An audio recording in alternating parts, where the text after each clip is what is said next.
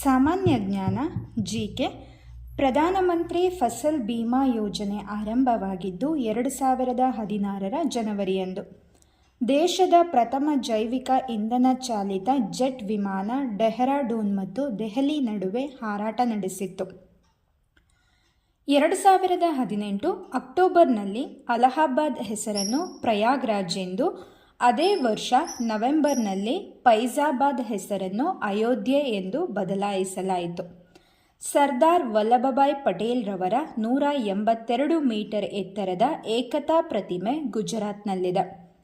ದೇಶದ ಅತಿ ಉದ್ದ ಸೇತುವೆ ಬೋಗಿಬಿಲ್ ಬ್ರಿಡ್ಜ್.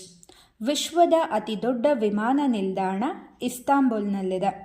ವನದೇವತೆ ತುಳಸಿ ಗೌಡ ಇವರು ಉತ್ತರ ಕನ್ನಡ ಜಿಲ್ಲೆ ಅಂಕೋಲಾ ತಾಲೂಕಿನ ಅಗಸೂರು ಗ್ರಾಮ ಪಂಚಾಯಿತಿಯ ಹೊನ್ನಾಳಿ ಗ್ರಾಮದವರು. ಸುಮಾರು 30,000 ಗಿಡ ಮರಗಳ ಪೋಷಣೆಯನ್ನು ಹೆಚ್ಚು ಕಡಿಮೆ 3.5 ದಶಕಗಳಿಂದ ಮಾಡ್ತಾ ಬಂದಿದ್ದಾರೆ. ಇವರಿಗೆ 2020ನೇ ಸಾಲಿನಲ್ಲಿ ಪದ್ಮಶ್ರೀ ಪ್ರಶಸ್ತಿ ದೊರಕಿತ್ತು. ಅಕ್ಷರ ಯೋಗಿ ಮಂಗಳೂರಿನ ಹರೇಕಳ ಹಾಜಬ್ಬ ಅನಕ್ಷರಸ್ಥರಾದರೂ ತನ್ನೂರಿನ ಮಕ್ಕಳಿಗಾಗಿ ಕನ್ನಡ ಶಾಲೆಯನ್ನು ನಿರ್ಮಿಸಿ ಸರ್ಕಾರಕ್ಕೆ ಹಸ್ತಾಂತರಿಸಿದವರು. ಇವರೊಬ್ಬರು ಕಿತ್ತಳೆ ವ್ಯಾಪಾರಿ.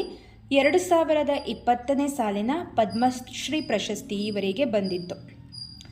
ಭಾರತದ ಆರ್ಥಿಕ ಯೋಜನೆಗಳ ಪಿತಾಮಹ ಸರ್ ಎಂ ವಿಶ್ವೇಶ್ವರಯ್ಯ 1912ರಿಂದ 18ರವರೆಗೆ ಮೈಸೂರಿನ ದಿವಾನರಾಗಿದ್ದರು. ಇವರ ಕೃತಿ ಪ್ಲ್ಯಾನ್ಡ್ ಎಕಾನಮಿ ಫಾರ್ ಇಂಡಿಯಾ. ಕೇಂದ್ರ ಲೋಕಸೇವಾ ಆಯೋಗದ ಅಧ್ಯಕ್ಷರು ಮತ್ತು ಸದಸ್ಯರನ್ನು ರಾಷ್ಟ್ರಪತಿಗಳು ಸಂವಿಧಾನದ 316ನೇ ವಿಧಿ ಅನ್ವಯ ನೇಮಕ ಮಾಡುತ್ತಾರೆ.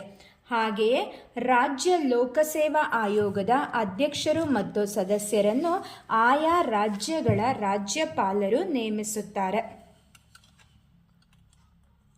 ವಿಧಾನ ಪರಿಷತ್ ರಾಜ್ಯ ಶಾಸಕಾಂಗದ ಮೇಲ್ಮನೆ, ಹಿರಿಯರ ಸದನ, ಬುದ್ಧಿವಂತರ ಸದನ ಎಂದು ಕರೆಸಿಕೊಳ್ಳುತ್ತದೆ.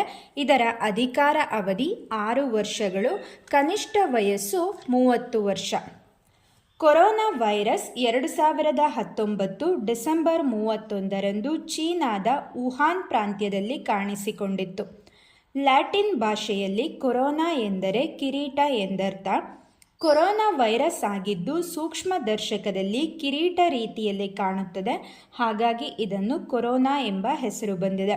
ಇದು ಹೊಸ ತಳಿಯ ನೋವೆಲ್ ಕೊರೋನರಿ ವೈರಸ್ ಆಗಿದೆ. ಕೊರೋನಾ ವೈರಸ್ ಸಾಮಾನ್ಯವಾಗಿ ಒಂಟೆಗಳು, ಬಾವಲಿ ಮತ್ತು ಬೆಕ್ಕುಗಳಿಂದ ಹರಡುತ್ತದೆ. ಭಾರತದಲ್ಲಿ ಮೊದಲು